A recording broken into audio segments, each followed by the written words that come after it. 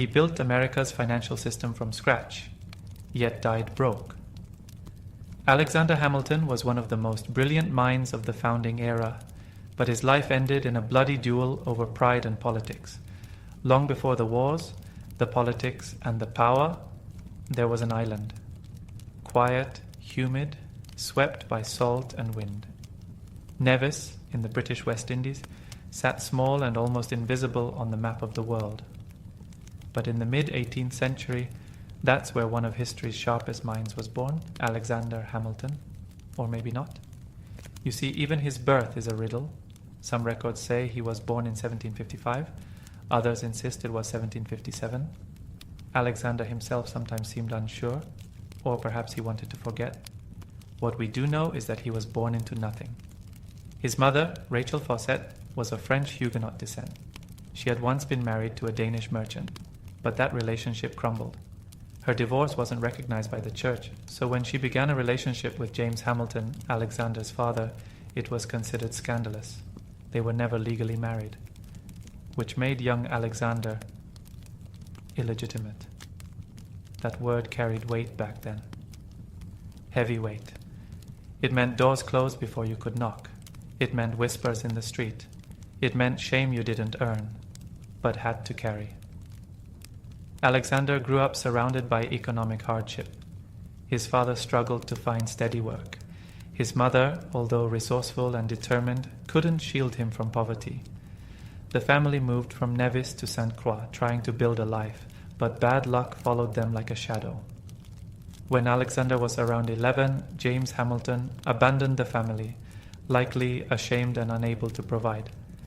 2 years later, Rachel died of a fever, likely yellow fever, leaving Alexander and his older brother orphans. Just like that, everything was gone. Alexander was barely a teenager. He had no father, no mother, no inheritance, no title. But he had two things that would carry him further than any noble name could: his mind and his pen. And while the world saw just another colonial orphan, small, skinny, and forgettable, Alexander Hamilton was already quietly preparing to prove them all wrong. Because sometimes the people with the least end up doing the most. After his mother's death, young Alexander Hamilton was left with little more than her name and the burden of survival. He and his brother were taken in by a cousin, Peter Lytton, but that refuge didn't last. Within a year, Lytton died by suicide. Alexander was once again homeless. Not yet 14, he had no stable shelter, no family to lean on, and no education beyond the basics his mother had managed to give him. He found work as a clerk at an import-export firm run by a merchant named Beekman and Kruger on the island of St. Croix. It wasn't glamorous. He handled invoices, tracked cargo, calculated currency exchanges, and kept ledgers. But for a boy with a hungry mind, it was a school in itself. Day by day, Alexander absorbed the rhythms of commerce, learning how the world really worked, not in textbooks, but in ships and sugar and debt. He was trusted, efficient, and sharp. By the time he was 15, he was left in charge of the entire business when the owner was away. Think about that. Most teenagers couldn't be trusted to sweep a floor properly. Alexander was managing trade routes. But the sea air wasn't filled with opportunity. It was thick with slavery, economic despair, and colonial hierarchy. Alexander saw it all up close, and he hated it. He started writing. His letters were thoughtful, observant, sometimes poetic. They weren't just teenage ramblings. They had power, structure, and vision. He'd write about hurricanes as if describing a god's fury. He'd discuss politics, faith, morality. Then came the storm. In 1772, a hurricane tore through St. Croix. It ravaged buildings, sank ships, and left the island gasping. In the aftermath, Hamilton wrote a detailed account of the disaster for the local newspaper. But it wasn't just a news report, it was art. A 15-year-old boy described wind and water with the grace of a novelist and the insight of a philosopher. Local leaders read the piece and were stunned.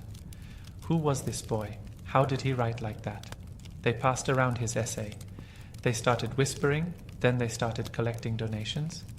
The people of St. Croix, impoverished and rebuilding, gathered enough money to send this orphan boy to America. because even in darkness, genius glows. In the fall of 1772, Alexander Hamilton left the Caribbean behind. He boarded a ship bound for the American colonies, clutching the hopes of the people who believed in him and the burden of becoming someone who mattered. He was just a teenager, barely 16, possibly younger, but he already carried himself like a man racing time. When he arrived in Boston and later made his way to New York, the world looked completely different. Crowded streets, churches, dockyards, colleges. This wasn't St. Croix. This was chaos, opportunity, fire. He enrolled at King's College, what we now know as Columbia University. It was one of the finest schools in the colonies, and Hamilton wasted no time. He devoured books like a starving man. He studied law, philosophy, economics, political theory, anything and everything. But learning wasn't enough. Not for him. He wanted to speak. He wanted to write. And more than anything, he wanted to shape the world around him. The colonies, meanwhile, were teetering on the edge of revolution. Tensions with Britain had reached a boiling point. Taxes, soldiers, tyranny. The streets pulsed with the electricity of rebellion, and Hamilton stepped right into it. He started writing political essays under pseudonyms, defending the colonists' right to resist British rule. Readers thought the author must be a seasoned scholar or a high-ranking official. When they found out it was a teenager, they couldn't believe it. Soon, Hamilton began giving speeches in public squares, fiery, bold, overflowing with ideas. He wasn't just echoing popular slogans, he was thinking ahead, imagining a new kind of government, a new kind of future, and people noticed. New York was full of revolutionaries, but Hamilton stood out. He wasn't from the elite families. He had no pedigree, but he had something better, vision, and the fearless conviction to share it. He drilled with a militia in his free time, trained for war while he studied law, and wrote with the weight of a man twice his age. To some, he was brilliant, to others, arrogant. But no one could ignore him. America had just met Alexander Hamilton, and Alexander Hamilton had just found his battlefield. By the early 1770s, the colonies weren't just complaining anymore. They were preparing to fight. The British Crown had tightened its grip with taxes, troops, and proclamations. And while some men hesitated, others stood up. Alexander Hamilton was one of them. Still a student at King's College, Hamilton couldn't sit still. He joined a New York volunteer militia called the Hearts of Oak. They were young, mostly students, and woefully inexperienced. But what they lacked in training, they made up for in passion. Each morning before sunrise, Hamilton drilled with his comrades in a graveyard beside Trinity Church. They trained with borrowed weapons, learned the basics of formation, and studied British military tactics. At night, he buried himself in books, classics, strategy, economics, philosophy. Day and night, mind and body, Hamilton was preparing for something big. In 1775, when war officially broke out with the battles of Lexington and Concord, Hamilton was ready.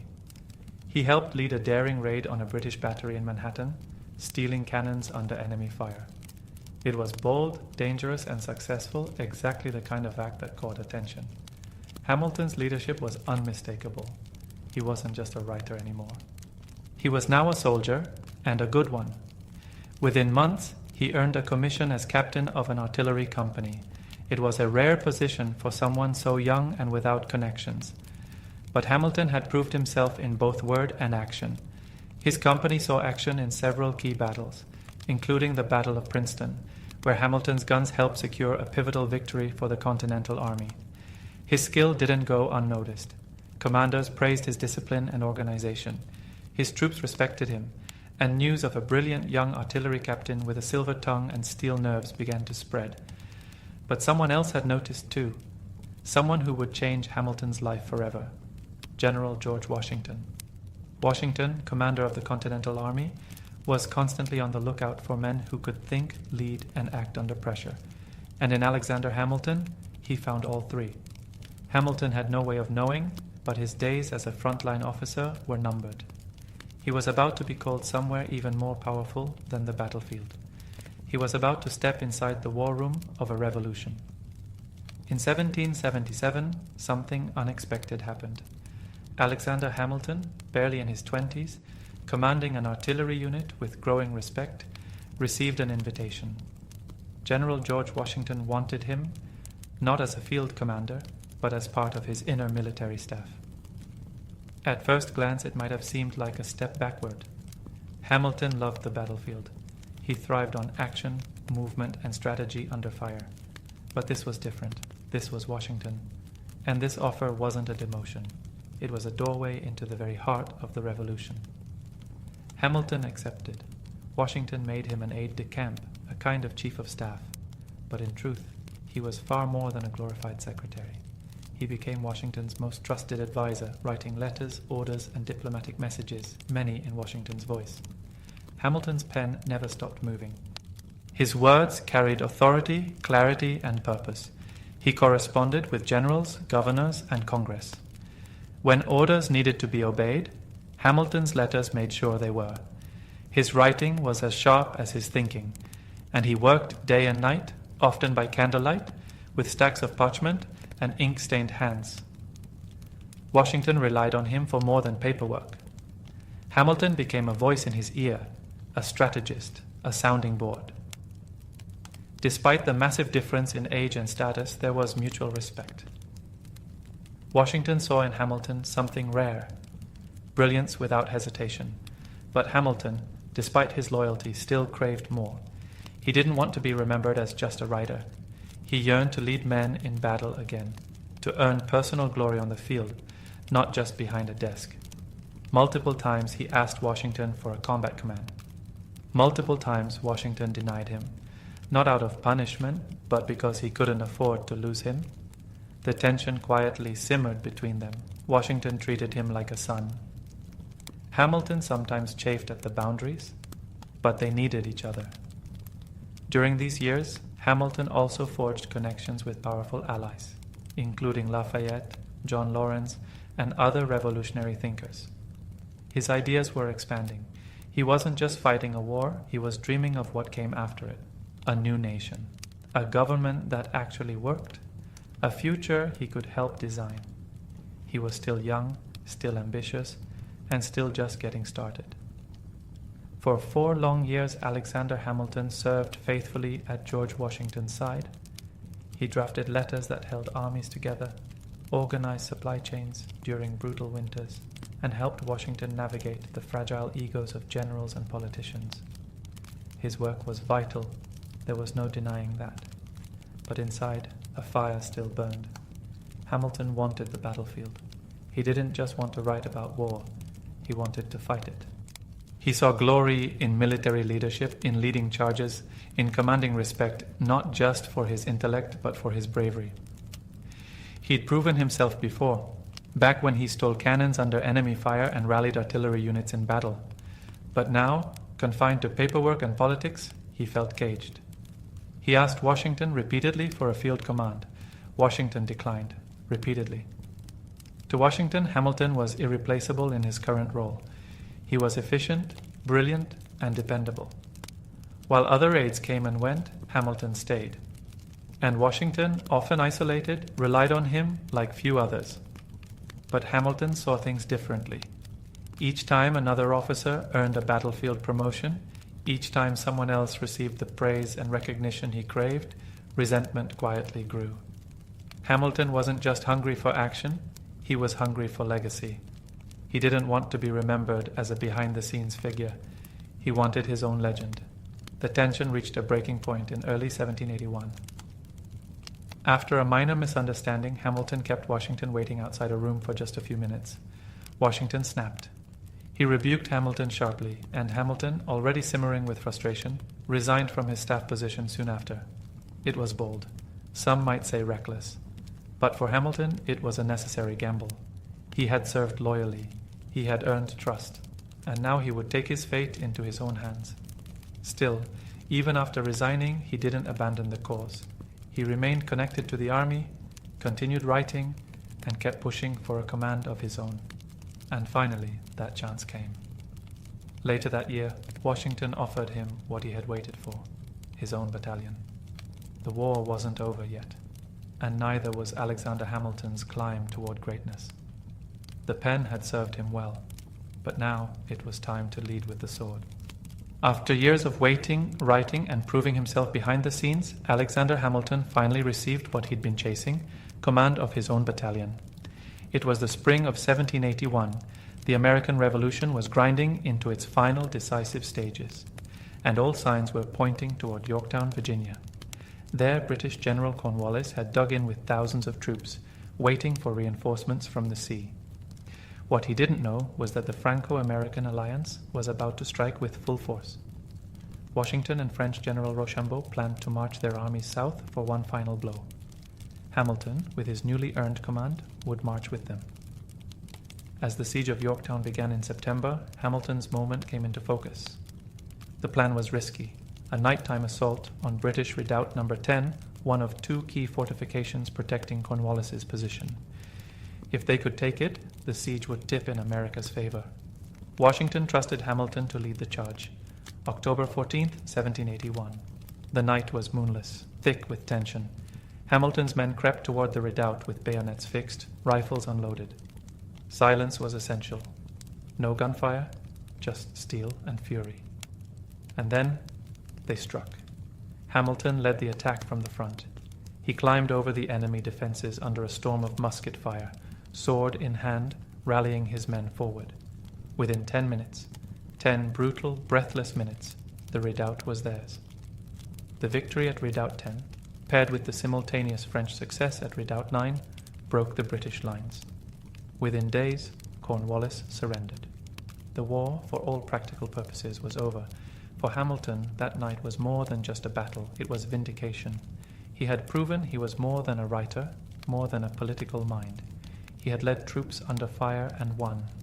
He was still in his early 20s, yet he had already shaped the war from both the desk and the front lines. He had earned Washington's respect once again, this time not just as an aide, but as a warrior. But the battlefield was only the beginning. Now that independence was nearly won, the question became, what next? What kind of nation would rise from the ashes of war? For Hamilton, the answer was clear. If America was going to survive, someone had to build it, and he was ready to start laying the foundation. When the guns fell silent and the Treaty of Paris was signed in 1783, the United States of America was officially free. But freedom, Hamilton quickly realized, was only the beginning. The country was independent, but not stable. The Articles of Confederation, the first attempt at a national government, were weak, toothless, and dangerously inefficient. The states operated more like competing countries than a united nation. They printed their own money, set their own rules, and squabbled endlessly over borders, taxes, and trade. To Hamilton, it was chaos masquerading as liberty. He left the army and returned to civilian life in New York, where he officially began his career as a lawyer. But his mind was still on the battlefield. Only now, the enemy wasn't redcoats. It was disorder, economic instability, and a lack of federal power. Hamilton believed deeply in structure, in systems, in a central government strong enough to hold the country together. And he feared that without it, everything they had just fought for would collapse. So he started writing again. He wrote essays, letters, and proposals. He joined state political circles, speaking passionately about the need for change. His voice, once used to rally troops, was now used to rally minds. In 1786, he helped organize the Annapolis Convention, a meeting meant to address the country's commercial problems. Only 5 states showed up, and nothing much happened, on the surface. But Hamilton used the opportunity to push for something bigger, a full constitutional convention to overhaul the government from the ground up. He got his wish. The following year, delegates from all 13 states gathered in Philadelphia, among them George Washington, James Madison, Benjamin Franklin, and Alexander Hamilton. Hamilton was one of the youngest in the room, but his energy was unmatched. His speeches were bold. His ideas were unapologetically pro-federalist. He believed America needed a strong central government, a national economy, and a unified identity. Not everyone agreed.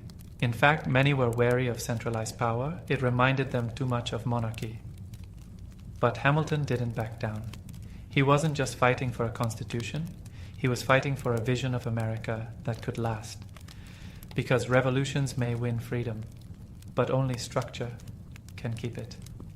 The Constitutional Convention of 1787 was a turning point for America, and for Alexander Hamilton. For 4 hot months in Philadelphia, delegates debated, argued, and rewrote the blueprint for a new government. And while Hamilton wasn't the loudest voice in the room, he was one of the most unshakably determined. His vision was ambitious, some said too much so. Hamilton argued for a strong central government, a president with real executive power, and even a Senate that served for life. These ideas didn't sit well with many of the delegates, who had just thrown off a king, and weren't keen on anything that smelled like monarchy. In the end, Hamilton's more extreme proposals weren't adopted, but many of his broader principles, strong federal authority, a robust executive branch, and the supremacy of national law, made it into the final constitution. Still, the fight was far from over. The constitution had been written, yes, but it still needed to be ratified by the states. And that wouldn't be easy. Opposition was fierce, especially from people who feared losing state power or saw the new federal system as a threat to individual liberty. So, Hamilton went to war again, not with guns, but with his greatest weapon, his pen. He joined forces with James Madison and John Jay to write a series of essays defending the new constitution. Published under the shared pseudonym Publius, these essays were aimed at ordinary citizens, clear, logical, and persuasive. Hamilton wrote the majority of them, 51 out of the 85 essays, sometimes drafting several per week, late into the night, by candlelight. These became the Federalist Papers. Each essay tackled a different question. Why do we need a stronger government? How will checks and balances protect freedom? Why should people trust a national judiciary? Hamilton poured his soul into these arguments. He wasn't just defending a document. He was defending the very future of the Republic. And it worked. Slowly, state by state, the Constitution was ratified. In 1789, it officially became the supreme law of the land. The United States now had a government. And Alexander Hamilton? He wasn't just one of its architects. He was about to become its chief engineer. In 1789, the new American government took its first breath. George Washington was unanimously elected as the first president of the United States. And when it came time to fill his cabinet with the sharpest minds in the country, he knew exactly who he wanted to manage the nation's finances: Alexander Hamilton.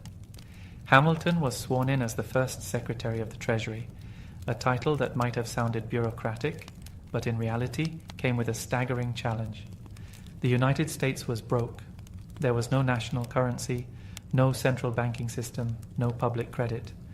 The government owed millions in war debts to foreign allies, private citizens, and even its own soldiers. The economy was fractured, unstable, and teetering on collapse. To most, it seemed like a disaster. To Hamilton, it was an opportunity. He got to work immediately, drafting reports, crunching numbers, and designing a financial system from scratch. His goal? Not just to solve the present crisis, but to lay the foundation for a strong modern economy. His first move was bold. The federal government would assume all state debts from the Revolutionary War. This meant the national government would now owe money, not the individual states. Many saw this as dangerous. Hamilton saw it as brilliant. Why? Because if the federal government owed money, lenders, especially the wealthy elite, would have a vested interest in its survival.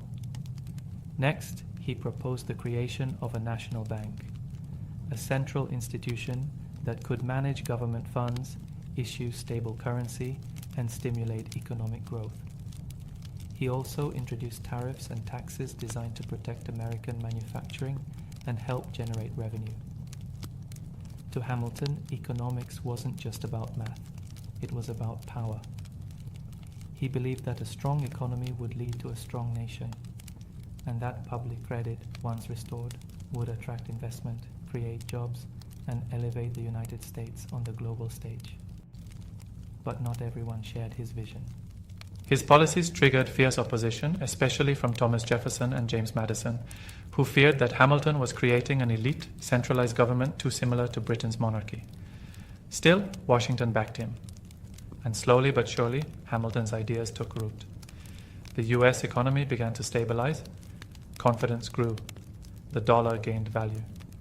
In just a few years, Hamilton had taken a bankrupt, fractured collection of states and given it the beating heart of a functioning economy.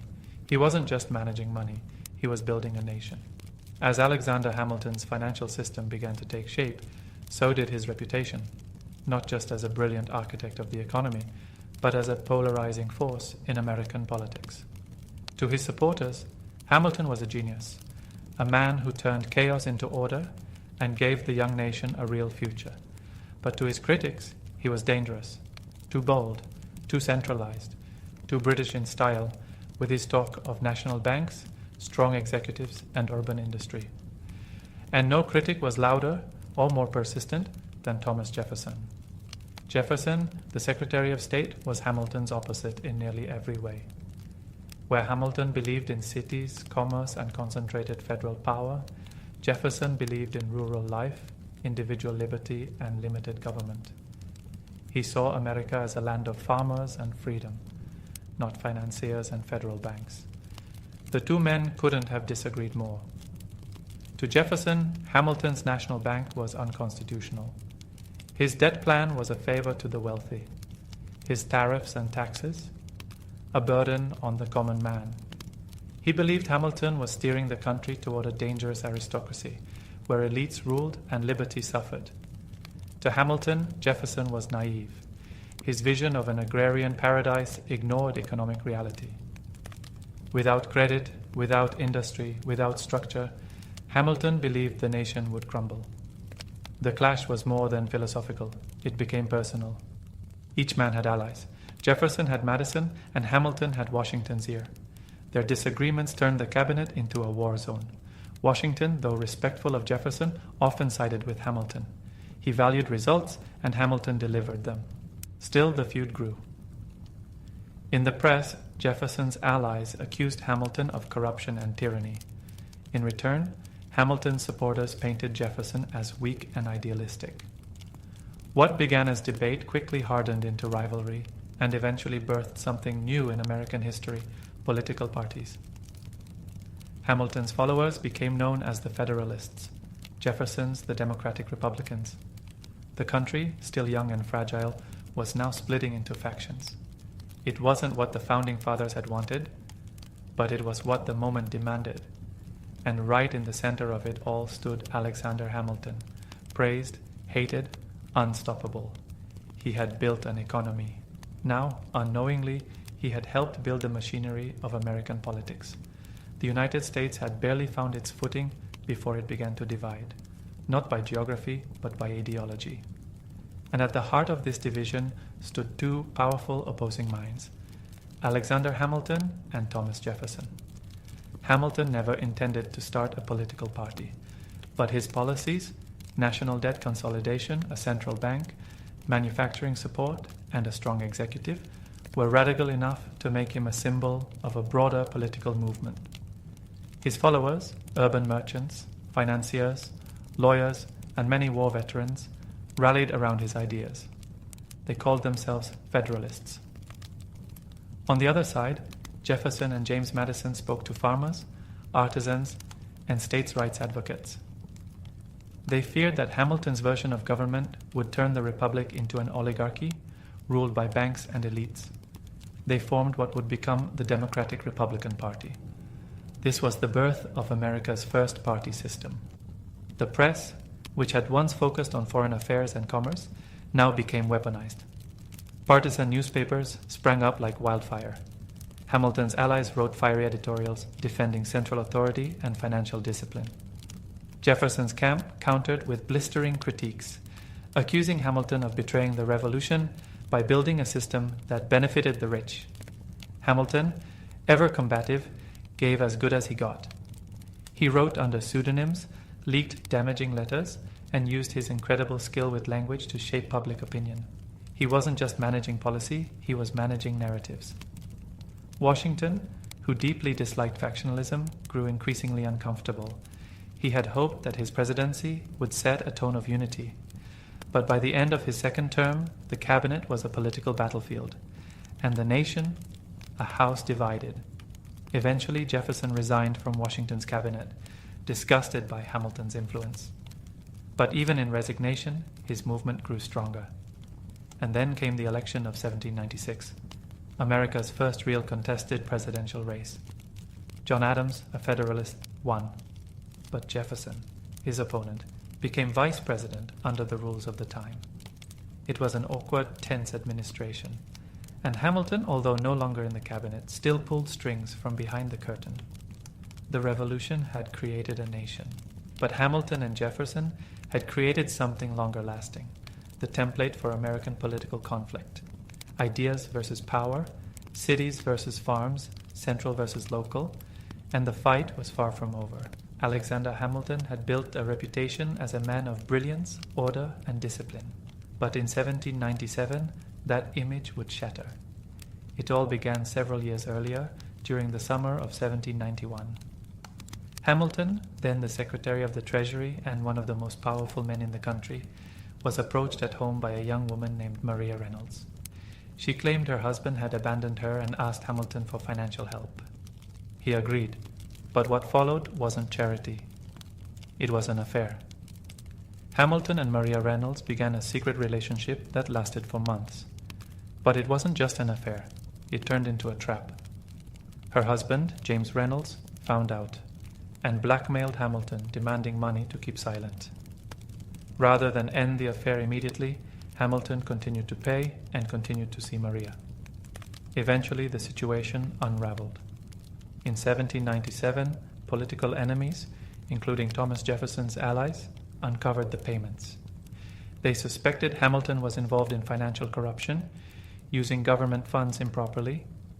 In reality, the payments were personal, not political, but Hamilton knew the story would explode.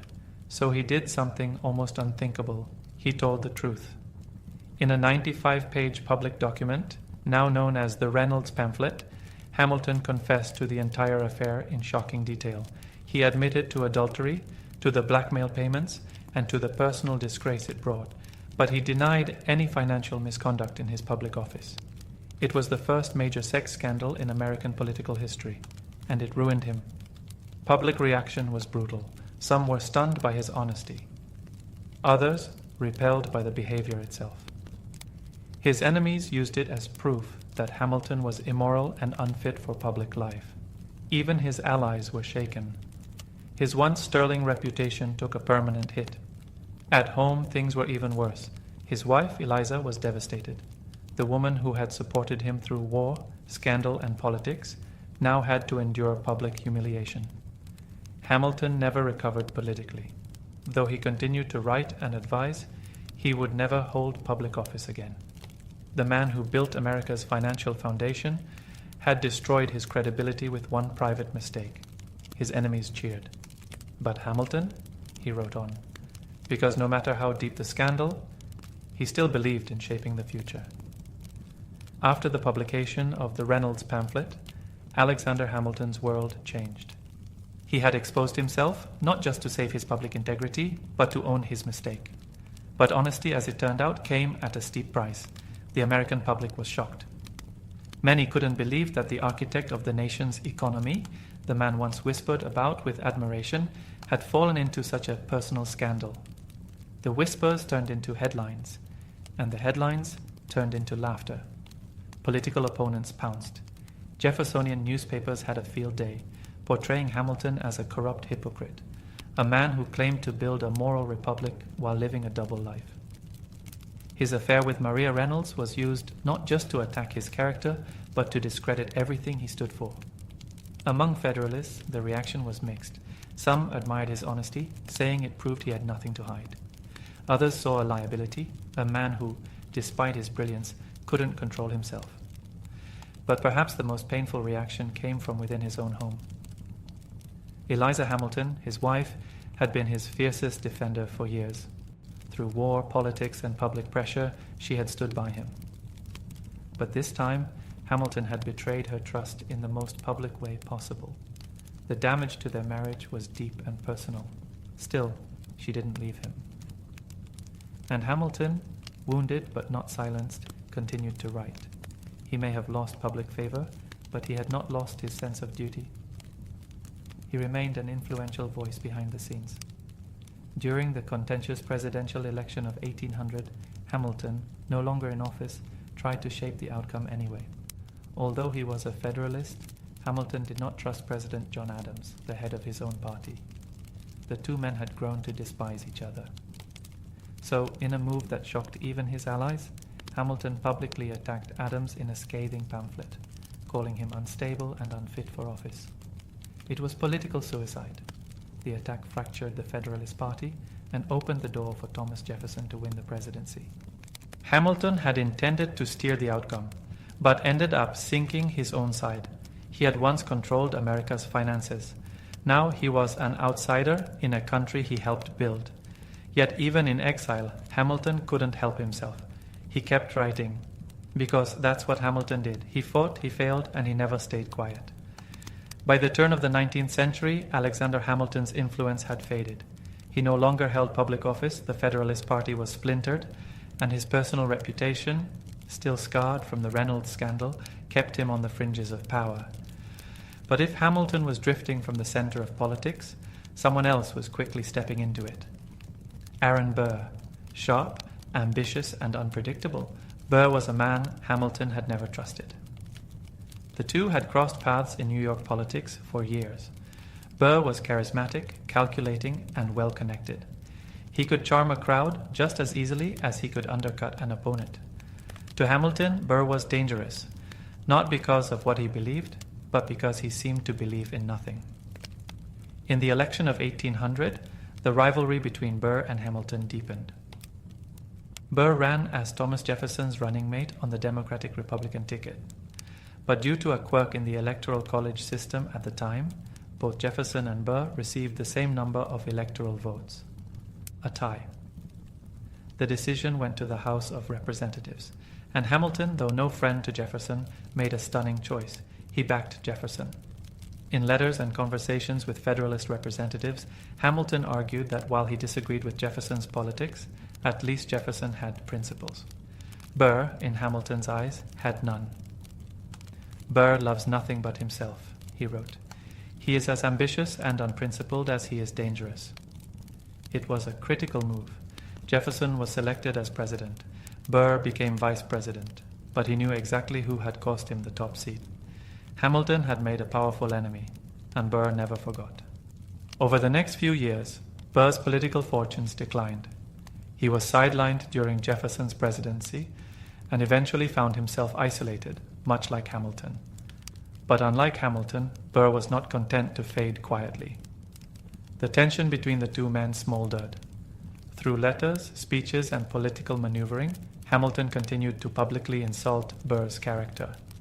He warned anyone who would listen that Burr posed a threat to the Republic.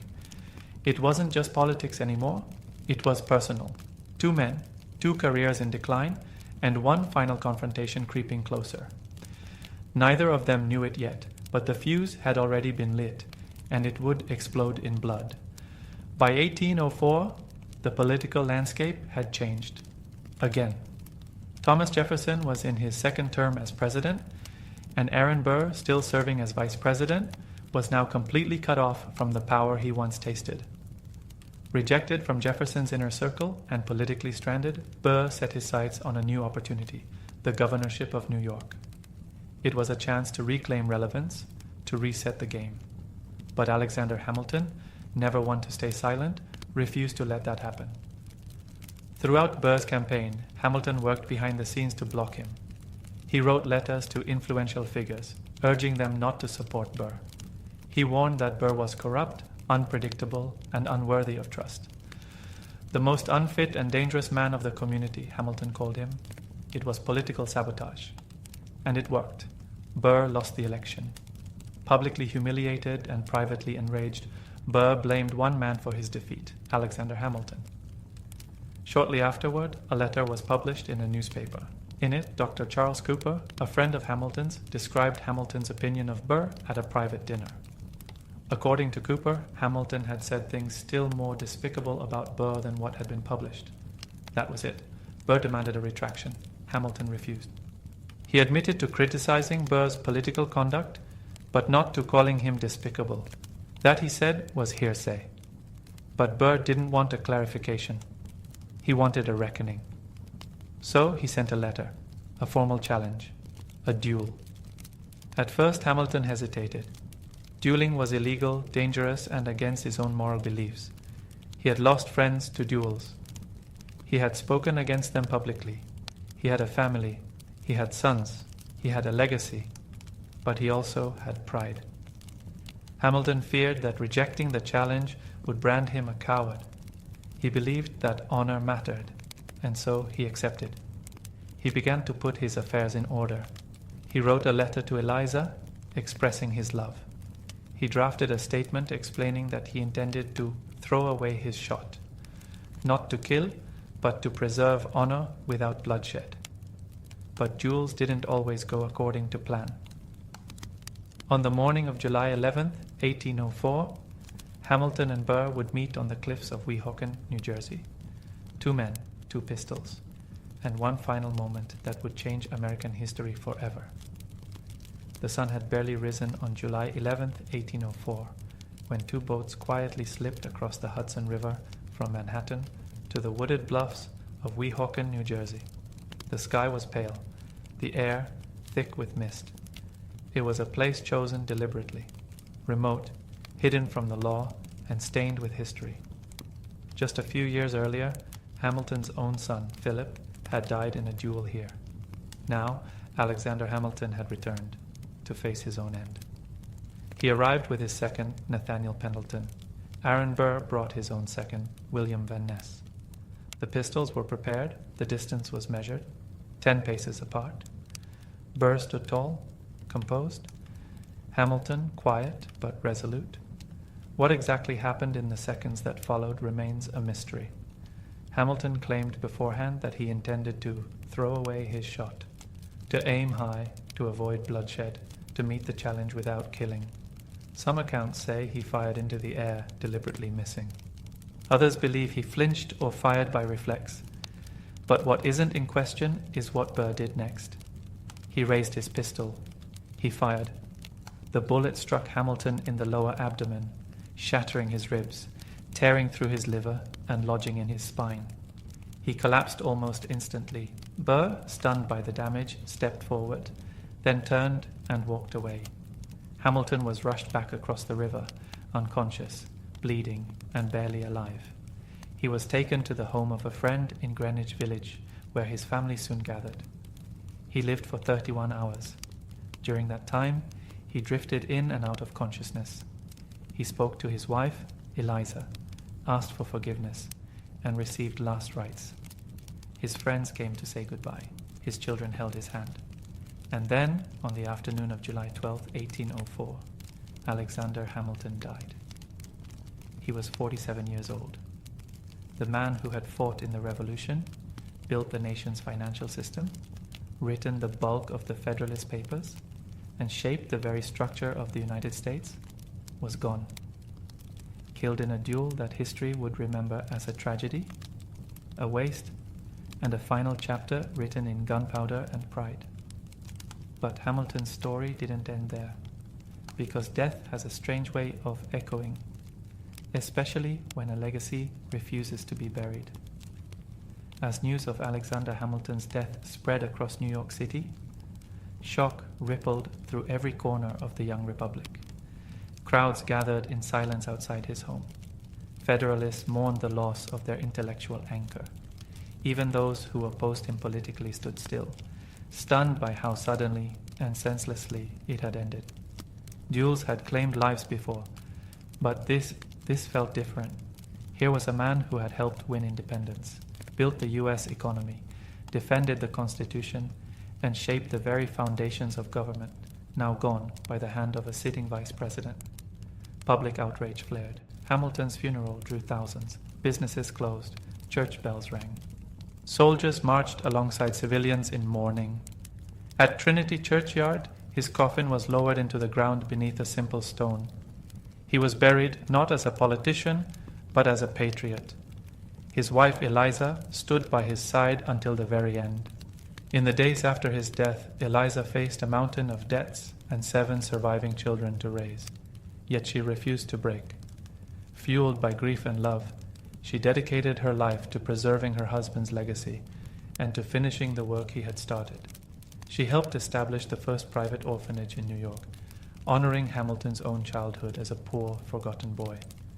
She organized his letters, defended his name, and made sure the next generation knew who he was, not just as a founder, but as a father and a visionary. As for Aaron Burr, the man who fired the shot, he was never charged with murder, but his political career ended the moment Hamilton's heart stopped. He finished his term as vice president in disgrace, living the rest of his life as a man haunted by what he had done. Hamilton's death marked the end of one chapter in American politics and the beginning of another. The country moved forward, but Hamilton's ideas, central banking, public credit, strong federal authority, would endure. Decades later, leaders like Abraham Lincoln and Theodore Roosevelt would cite Hamilton as a guidepost. And though his name faded for much of the 19th century, it would never disappear completely. Because Hamilton was more than a founding father. He was a builder, a believer, and a man whose last breath became the spark of something far greater than himself. In the wake of Alexander Hamilton's death, his wife Eliza stood at the crossroads of heartbreak and duty. She had lost her husband to pride and politics. Left behind were 7 children, a mountain of debt, and a legacy under siege. Many in society whispered about Hamilton's scandal, his duel, his arrogance. His enemies were eager to write him off. But Eliza refused to let history forget him. Born into the prominent Schuyler family, Eliza had always been strong. But now she had to be unbreakable. She sold their home, managed their remaining assets, and began the long, lonely work of protecting the reputation of a man who could no longer speak for himself. She gathered his writings, letters, essays, government reports. She tracked down his correspondences, organized his papers, and defended his role in the founding of the country. She corrected public misperceptions, shared stories with historians, and kept his name alive through deliberate, careful storytelling. But Eliza's mission didn't stop at memory. She also built. In 1806, just 2 years after Hamilton's death, Eliza helped establish the Orphan Asylum Society in New York City, what would eventually become the Graham Windham, one of the city's first orphanages. It was more than charity. It was personal. She never forgot that her husband had been an orphan himself, abandoned, impoverished, and overlooked. Through this work, she ensured that other children wouldn't be forgotten the way he had been. For the next 5 decades, Eliza lived not as a recluse, but as a quiet force behind American memory. She outlived her husband by 50 years, long enough to see some of his ideas finally recognized for their genius. When people asked her how she survived such tragedy, she would speak softly but firmly. "I had his children," she'd say. "I had his legacy." She died in 1854 at the age of 97. Nearly a century of life, half of it spent in devotion to a man no longer living, but whose influence refused to die. Eliza didn't just preserve Hamilton's story, she rescued it. Because even though the world had tried to bury him in scandal and silence, she gave him a second life, not in politics, but in memory. And because of her, the name Alexander Hamilton would not vanish from history. Alexander Hamilton may have died young, but his ideas were just getting started. In the early years after his death, his legacy remained tangled in controversy. To many, he was remembered as the brilliant mind who couldn't escape his own ego, a man who built a financial empire only to fall to scandal and violence. His critics still painted him as an elitist, a monarchist in disguise, someone too eager to concentrate power in government hands. But history, as it often does, began to shift. America grew, the economy expanded, industry rose, and slowly, leaders began to revisit Hamilton's vision, not with suspicion, but with respect. His blueprint for a strong central government became a model during national crises. His belief in federal credit became the cornerstone of American financial power, and his dream of a diverse, industrial economy came to life in the factories, railroads, and trade routes that shaped the 19th century. By the time the Civil War approached, Abraham Lincoln was reading Hamilton's writings closely. He saw Hamilton as a guide, a man who understood that preserving the Union required both principle and structure. Lincoln's financial strategies during the war reflected Hamilton's belief in a unified economic system supported by national credit. Even later, presidents like Theodore Roosevelt and Franklin D. Roosevelt would quote Hamilton in speeches, drawing on his ideas about executive strength, national infrastructure, and economic planning. Historians, too, began to change their tone. The once dismissed Federalist became, in hindsight, one of the most forward-thinking of all the Founding Fathers. He had seen a version of America that took over a century to fully arrive, and in many ways was still arriving. Hamilton's critics had often accused him of dreaming too big, but maybe that was the point. His vision was never meant for his time alone. It was meant to grow into the future, to outlive him, outlast him, and evolve as the country did. He died before he could see it. But his fingerprints were on everything: the banks, the courts, the Constitution, the very concept of a nation bound not by blood or region, but by ideas. Alexander Hamilton was no longer just a man. He was a philosophy in motion. As the 19th century rolled on, Alexander Hamilton's name began to fade. Other founding fathers rose to mythic status: George Washington, the noble general; Thomas Jefferson, the philosopher-president; Benjamin Franklin, the beloved genius. Their stories were retold in classrooms, statues, and textbooks. But Hamilton? He became a footnote. Part of the reason was political. His Federalist Party had long since vanished, absorbed or overtaken by new political movements. His enemies, Jeffersonians, Jacksonians, and others, controlled much of the public narrative in the decades following his death, and they weren't exactly eager to praise a man they saw as a threat to democracy. They called him arrogant, power-hungry, a man who cared more for bankers and industry than for the common man. And then there was the duel. In a young, idealistic republic, Hamilton's end, killed in a personal dispute by another politician, felt messy, almost shameful. It didn't fit the heroic narrative many Americans wanted to teach their children. So, over time, his memory softened. The Federalist Papers, once a cornerstone of constitutional debate, were still read, but often without much attention to the man behind most of them. His economic policies lived on in practice, but not in name. He became, quietly, the founder people forgot. But not everyone forgot.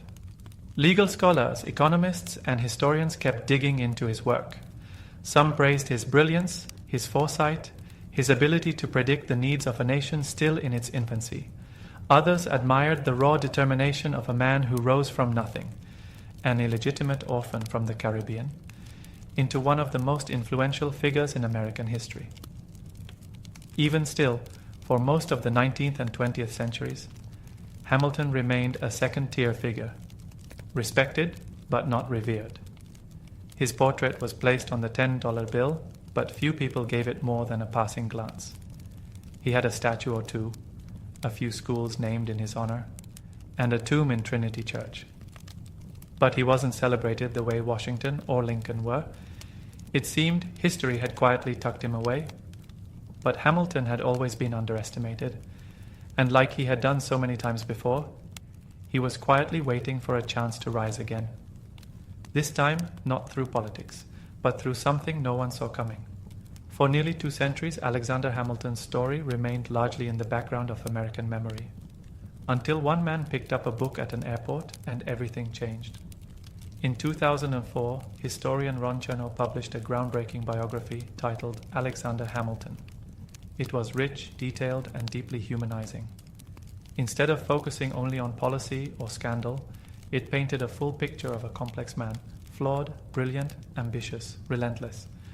A man who had risen from nothing to shape a nation. The book was praised by scholars, but it reached someone entirely unexpected, a young playwright and musician named Lin-Manuel Miranda. On vacation in Mexico, Miranda brought Chernow's biography along as light reading. By the second chapter, he was stunned. "This is the most hip-hop story I've ever read," he said. A poor kid from the Caribbean who used words to rise to the top. It didn't just resonate, it sounded like music. And so, Hamilton's second act began, not in Congress, but on Broadway. In 2015, Miranda's musical Hamilton premiered at the Public Theater in New York City. A bold, genre-defying mix of hip-hop, R&B, and traditional show tunes, it reimagined the Founding Fathers as young, diverse, and deeply flawed revolutionaries. Hamilton, played by Miranda himself, was portrayed as a lyrical genius, a political fighter, and a man burning with purpose and insecurity. The show cast actors of color in the roles of America's founders, giving new voice and new relevance to an old story. Audiences were electrified. The show moved to Broadway later that year, earned a record-breaking 16 Tony Award nominations, won 11, and went on to win the Pulitzer Prize for Drama. It became a cultural phenomenon, pulling Hamilton's legacy out of dusty textbooks and into the hearts of millions. Suddenly, the world wanted to know who was Alexander Hamilton. Students began reading the Federalist Papers. Visitors flocked to Trinity Church and the Hamilton Grange. Sales of Chernow's biography skyrocketed. And more than anything, people began to understand what Eliza Hamilton had fought so hard for, to make sure her husband's story was not forgotten. Hamilton had always believed in the power of words. Now, more than 200 years after his death, it was words and music that brought him roaring back to life. When Hamilton, an American musical, exploded onto the stage, it didn't just entertain, it educated. For many in the audience, especially younger generations, this was their first deep introduction to Alexander Hamilton. And not the Hamilton from old history books. The musical brought him to life with rhythm, emotion, and modern urgency. Suddenly, students were quoting Federalist number 10 in classrooms. History teachers were updating lesson plans. College courses began, including the lyrics alongside primary source documents. Museums saw surges in attendance. Even Google searches for Alexander Hamilton spiked into the millions. Hamilton had become cool. But it wasn't just about music or rhyme schemes. The story resonated because it was universal. Here was a man born out of wedlock, raised in poverty, an immigrant with no status or title who rose by the sheer power of his intellect, ambition, and resilience. His flaws, his pride, his temper, his insecurities were not hidden but explored. In many ways, Hamilton became a mirror for immigrants, for underdogs, for dreamers, for anyone who had ever been told they didn't belong. Lines like, "I am not throwing away my shot," or "Immigrants, we get the job done," became rallying cries. The themes of legacy, sacrifice, and the weight of history struck chords in a divided, uncertain world. And while the musical took creative liberties, as all dramatizations do, it sparked something rare. Genuine curiosity about the real man behind the melody. Historians, at first skeptical, began to applaud the phenomenon. It didn't replace academic study, but it opened doors. It got people asking questions. It brought forgotten stories into the light. The show's cultural impact even reached the highest levels of government.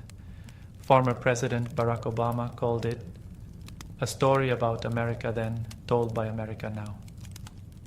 Tickets were gifted to students. The cast performed at the White House. More than 2 centuries after his death, Hamilton was not just remembered, he was relatable. In his own time, he often felt like an outsider, misunderstood, too bold, too fast, too much. But now, the world finally caught up, and the man once buried by scandal and politics now had history's full attention. Because once forgotten stories are told loud enough, they can echo through time. As the spotlight returned to Alexander Hamilton in the 21st century, people began to look at his ideas, not just his life, and realize something extraordinary. So much of what America is came from him. From the very beginning, Hamilton was thinking not just about independence, but about what came next. While others fought to break free from Britain, Hamilton focused on how to build something that would last. And many of the systems he envisioned, systems criticized in his own time, are now seen as foundational. Take the national economy. When Hamilton proposed the federal assumption of state debts and the creation of a national bank, critics screamed that it was tyranny in disguise. Today, those ideas are standard.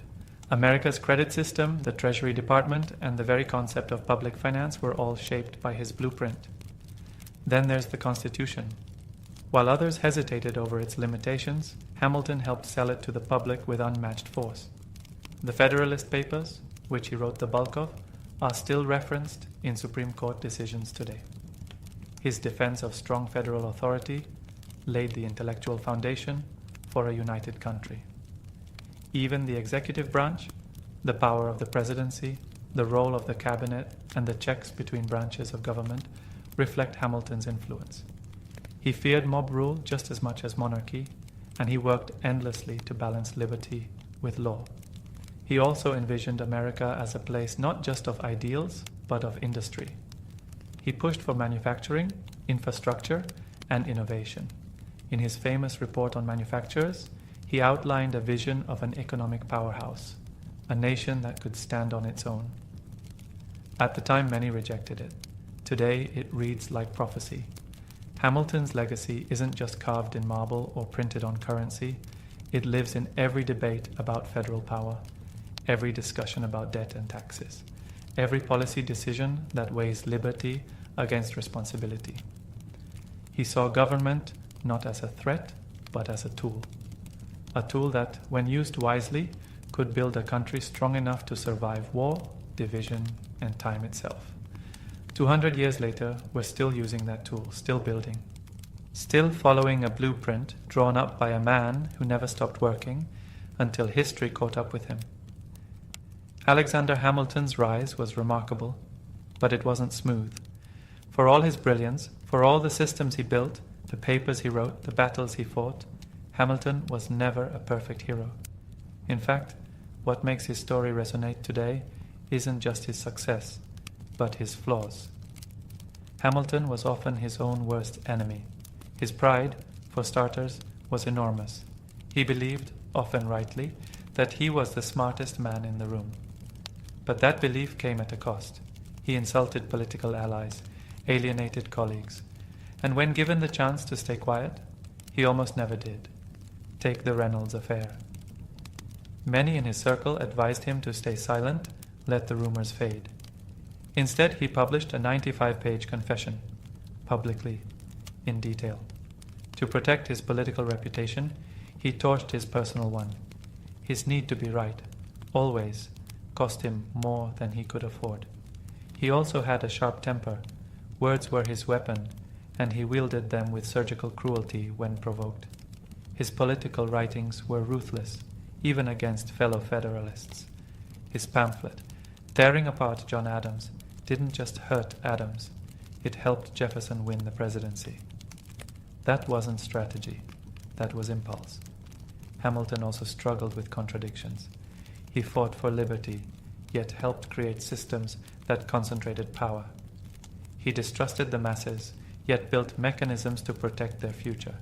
He was an immigrant who feared the instability of democracy, a champion of merit who often spoke like an aristocrat.